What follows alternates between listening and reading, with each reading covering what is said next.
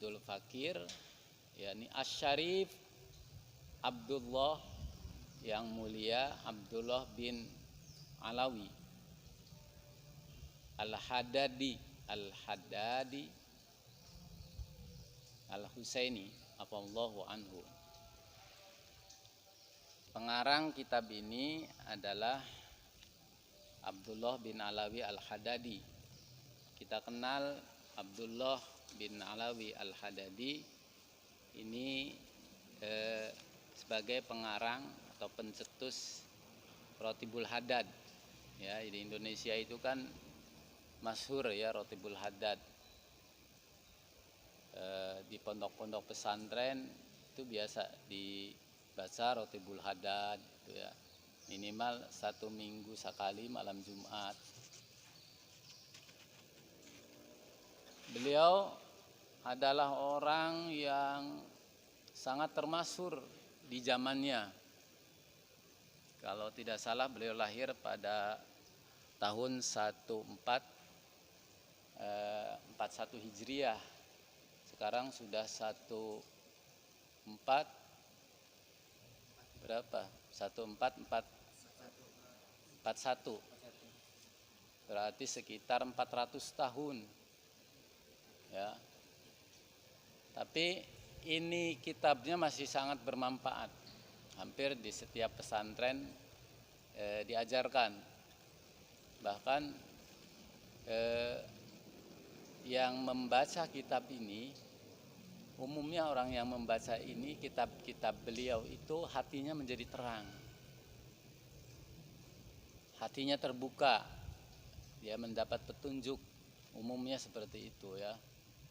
Bahkan ada di sebuah kisah diceritakan bahwa dalam sebuah kisah di mana karangan beliau itu diterjemahkan ke dalam sebuah tulisan beliau itu diterjemahkan ke dalam sebuah terjemah, kemudian dibaca oleh orang-orang yang napi, orang-orang yang dipenjara gitu ya. Kemudian belum sampai selesai membacanya itu sudah mendapatkan hidayah. Tuh, kenapa ini? Karena keikhlasan beliau dalam mengarang. Ya.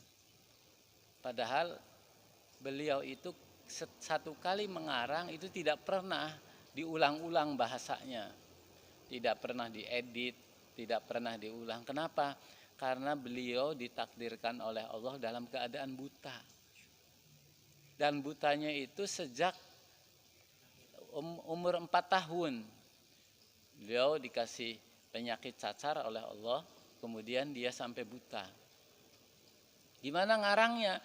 Ngarangnya itu orang lain yang nulis, dia hanya ngomong sekali dan tanpa setiap kali omongan itu tidak mohon maaf ini Ustaz lagi agak sariawan ya, jadi ya. Satu kali omongan itu tidak pernah diedit, tidak pernah dibenarkan lagi, satu kali aja. Ya. Sehingga ini boleh cerita ya. Satu waktu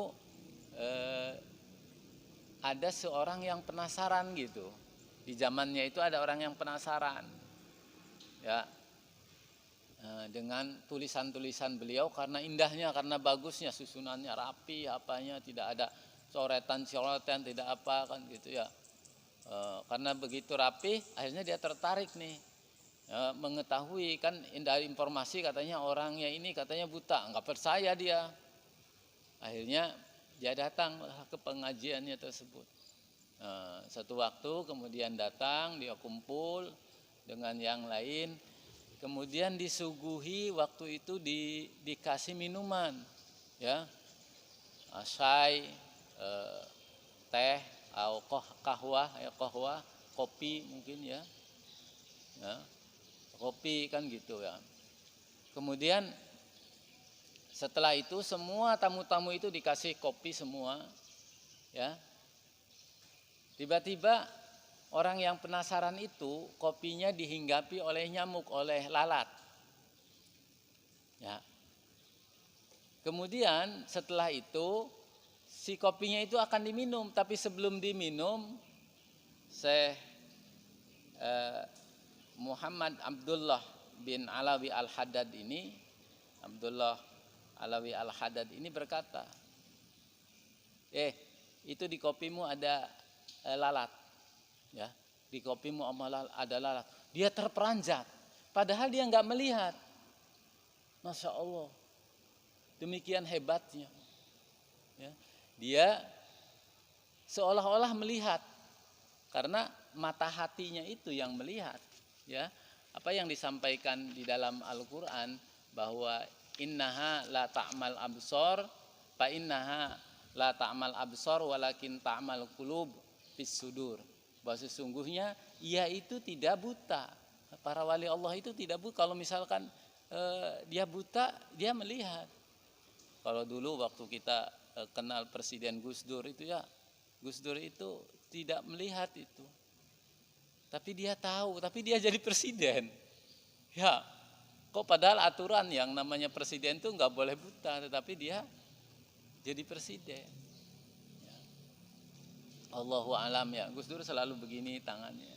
Itu dia selalu wirid, selalu dia zikir, ingat kepada Allah. Nah, itulah orang-orang yang hebat. Jadi walaupun dia tidak melihat, tetapi dia bisa menjadi orang hebat. Bahkan ketika sebelum umur 40 tahun, dia itu ke mana? Ke Saudi untuk melaksanakan ibadah haji, dan setiap kali dia ke Saudi untuk melakukan ibadah haji, itu ulama-ulama yang dari Madinah, ulama-ulama yang dari Mekah itu kumpul semua menemui beliau. Kenapa? Karena beliau itu seorang mujaddid. Ya. Tingkatannya, tarapannya itu sudah mujaddid. Sudah menjadi orang yang bisa memberikan fatwa. Jadi masyarakat, para ulama itu dia berkumpul di situ. Ya.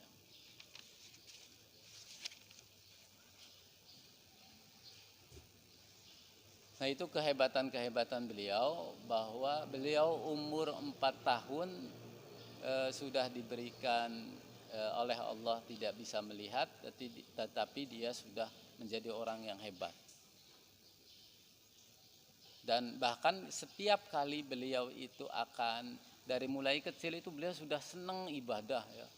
Sudah yang namanya ibadah itu menjadi sebuah kebutuhan, ya. Jadi kalau waktu duha dia mau ngaji, ya, dia itu sholat sampai 100 rakaat, dikatakan seperti itu dalam sebuah riwayatnya. Ya, dia mendatangi masjid, jadi mau pergi ke kiai atau ke sebuah orang yang alim, itu dia datang ke masjid, dia tuh sholat sampai 100 rakaat setiap harinya ketika dia akan melaksanakan pengajian, mengikuti kegiatan pengajian.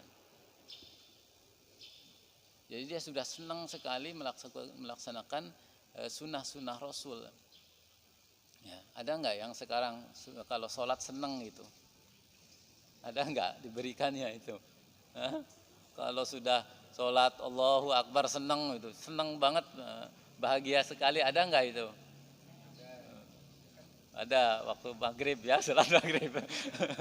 Menjelang maghrib, alhamdulillah ini udah maghrib. Nah, beliau itu seperti itu, ya. Dia senang gitu ibadah, ya. Sehingga menjadi basirohnya terbuka, mata hatinya itu terbuka. Nah,